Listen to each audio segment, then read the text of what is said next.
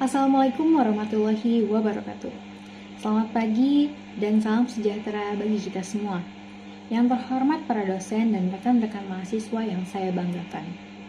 Pertama-tama, marilah kita panjatkan puji syukur kehadirat Tuhan Yang Maha Esa atas karunia-Nya kita semua dapat berkumpul di sini dalam keadaan sehat.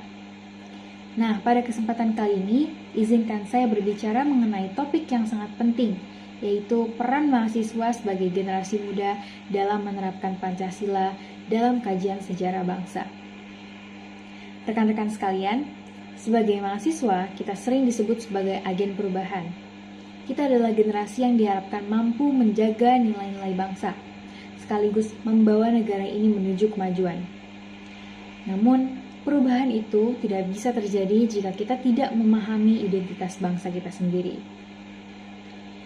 Tentunya, identitas bangsa Indonesia tertanam kuat dalam Pancasila.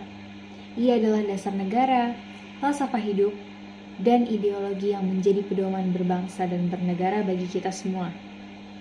Namun, nilai-nilai luhur dalam Pancasila tidak lahir begitu saja tentunya. Ada sejarah panjang perjuangan pahlawan, pengorbanan para pahlawan, dan bahkan pertumpahan darah yang melandasinya. Nah, pertanyaannya, sebagai mahasiswa, bagaimana kita bisa mengintegrasikan nilai-nilai Pancasila ke dalam kehidupan sehari-hari sembari tetap memahami sejarah perjuangan bangsa? Untuk menjawab pertanyaan tadi, mari kita lihat 3 dimensi utama peran mahasiswa. Yang pertama adalah sebagai pelajar yang kritis terhadap sejarah. Sebagai mahasiswa, tugas utama kita adalah belajar tentunya. Tetapi belajar di sini bukan hanya sekedar menghafal. Kita harus menggali makna di balik setiap peristiwa sejarah. Contohnya, ketika kita sedang mempelajari sejarah perumusan Pancasila, kita dapat menemukan bahwa Pancasila dirumuskan melalui proses diskusi panjang dan tentunya banyak terjadi perdebatan. Apa yang bisa kita pelajari dari hal ini? Kita diajarkan untuk menghormati perbedaan pendapat. Para founding fathers bangsa ini berasal dari latar belakang agama, suku, dan ideologi yang tentunya berbeda.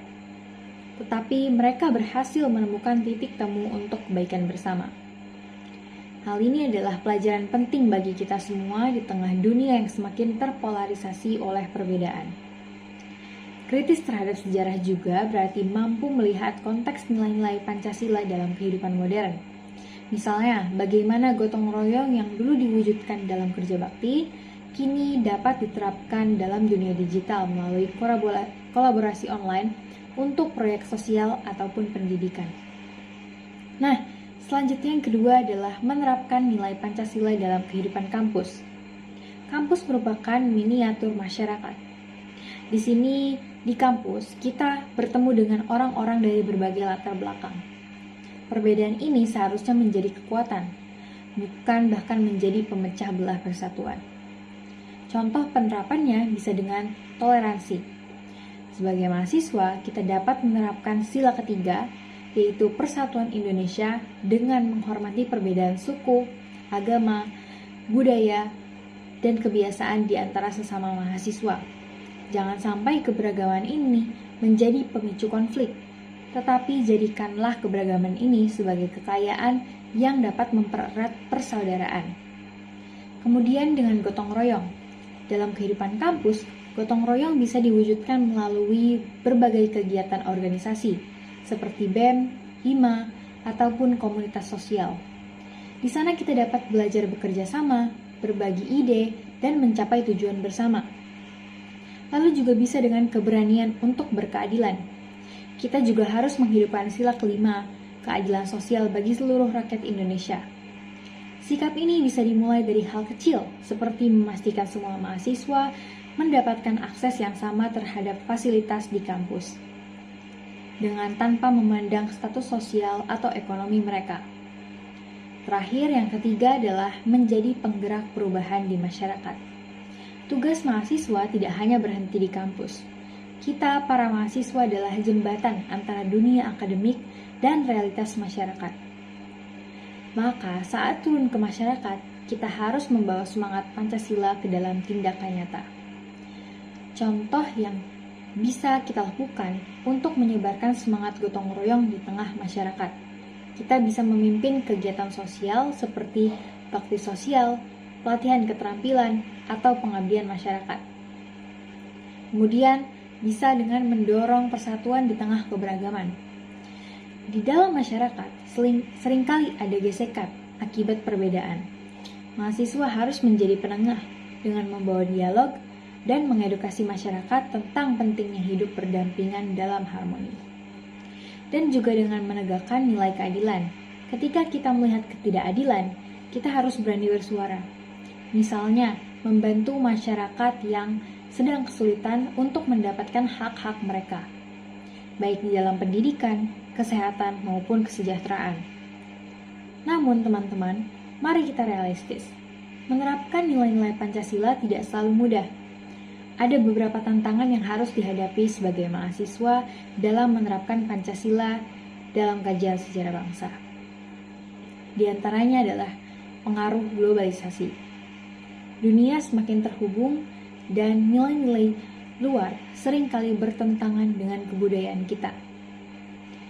Minimnya kesadaran sejarah yang terjadi di kalangan kita mungkin lebih mengenal budaya populer asing dibandingkan memahami perjuangan bangsa sendiri.